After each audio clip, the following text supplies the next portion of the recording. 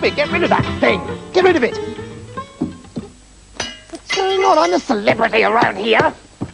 You're just nothing but a worthless, stupid chair that's good for nothing except putting your bottom on. This is the last... Oh, hello, children. It's nice Uncle Ricky. Hello. I know what you're thinking. Ooh, it's Rick. I hope he tells me a story that's got lots of porridge in it. Well, you're in luck. And here goes with the most porridgey story in history. Once upon a time, there was an enormous purple frog called Horace, with 9 legs and the IQ of a nuclear physicist. It was Horace's ambition to be the first frog on the moon. And the second, and the third. In fact, he wanted to be all of the first 500 frogs on the moon. But unfortunately, a wall fell on him and he died. The end.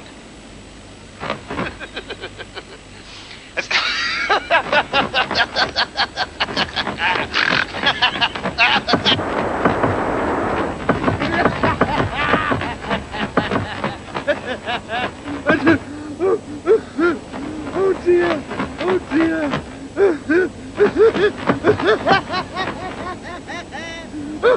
Oh dear!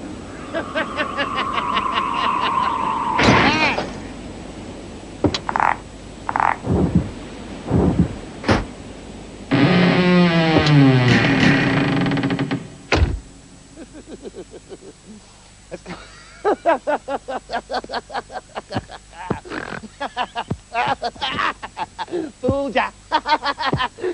No, I didn't. That wasn't a very porridgey story, really, was it? Oh, here's a good porridgey one. Many, many, many years ago, there was a poor but unusually good little girl who lived with her mother on the edge of a forest. The mother was very poor, and they never had much to eat. And one day, they ran out altogether. There was nothing in the larder, not a crust of bread, not a grain of porridge, nothing. The mother didn't know what to do. She was a simple woman, not terribly bright, but she was also kind-hearted, and although she didn't mind going hungry herself, she couldn't bear to see her daughter going without. "Well, never mind, Mother," the little girl said. "I can manage without breakfast, and lunch, and dinner, and breakfast again. I'll just go for a walk in the woods. You never know. Maybe something will turn up." So the little girl went off for a walk in the woods, and soon she found herself far away from the cottage where she lived. She thought she knew the forest well, but this part of it was all strange and unworldly. The grass was silver, not green, and covered with a glittering carpet of dew. Silver cobwebs hung from the trees. Even the flowers and the animals looked as if they were made of silver.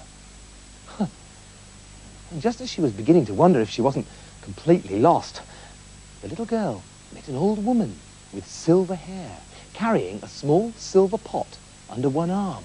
As if this wasn't strange enough. The old woman seemed to know who she was and what her problem was without even being told.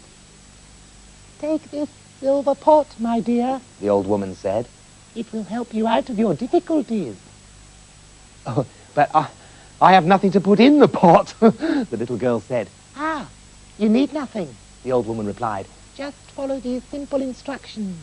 All you do is say, 'Cook, little pot, cook,' and the pot will cook hot, sweet porridge.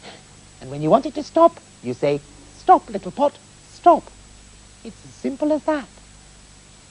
Cook, little pot, cook, and stop, little pot, stop. The girl repeated the words carefully. "Yeah, that's right, baby," the old lady said. "That's exactly it." And it really was that simple. The girl took the pot home, stood over it, and said, "Cook, little pot, cook." And at once, the pot began to make porridge, hot and smooth, with thick brown sugar and cream.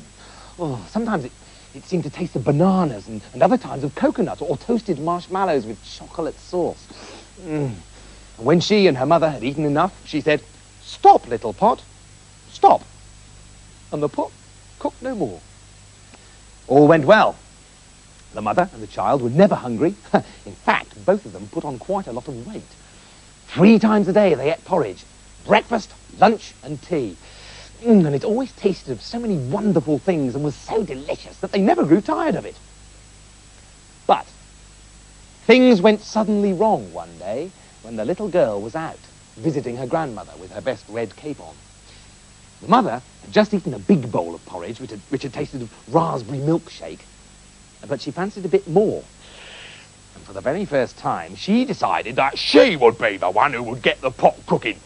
Right, cook, little pot, cook, she said. And at once, the pot got cooking. Well, the mother was delighted. I did that. But just when she'd got a nice big bowlful, she realised that she'd forgotten the words to make it stop. Cease, little pot, cease, she tried. And no more, little pot, no more. That's enough, Potty, enough.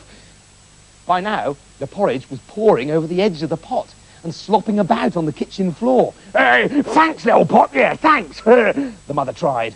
It was no good. More porridge bubbled over the edge of the pot and slurped down onto the floor. And that wasn't the end of it. Gradually at first, but then faster and faster, the porridge poured out. Soon, it was climbing up the walls, up the staircase, into the bedrooms.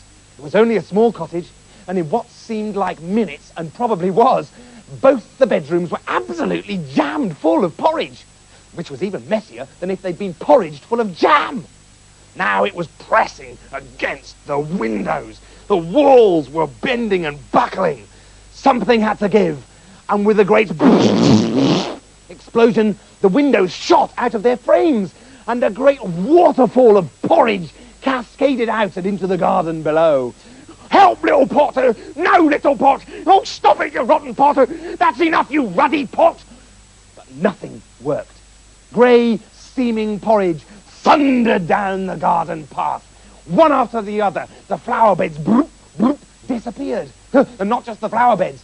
The very trees themselves, they were torn down by the flood of porridge. Soon the garden was gone, and the porridge had only just begun. It was the neighbour's turn next. He was an elderly man who kept himself to himself.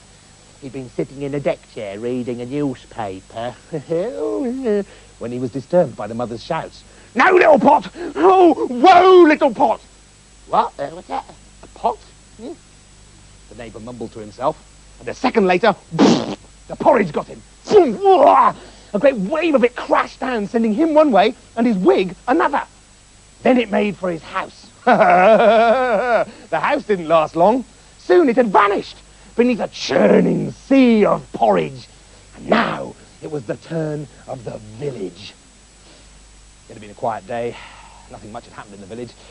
A couple of old men were sitting in the village square. I say, old chap. Yes, old chap. What's that then? Oh, well, there would seem to be, it's just a tidal wave of porridge. What?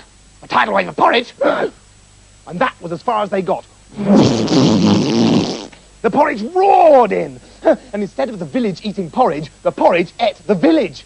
The town hall, the post office, Sainsbury's, and soon the surrounding mountains themselves were sinking into a great steaming porridgey lake.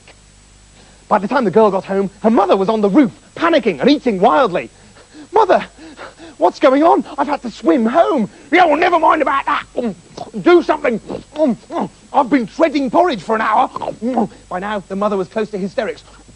Do something! The little girl suddenly realised what had happened and quickly uttered the magic words that her poor mother had been unable to remember. Stop, little pot, stop! The pot, at last, stopped cooking. And that was the end of it. But for the next 6 months, anyone who travelled anywhere had to eat their way across the countryside. And they had to be very fond of porridge. Yeah. I don't think you'll ever hear a story with much more porridge in it than that.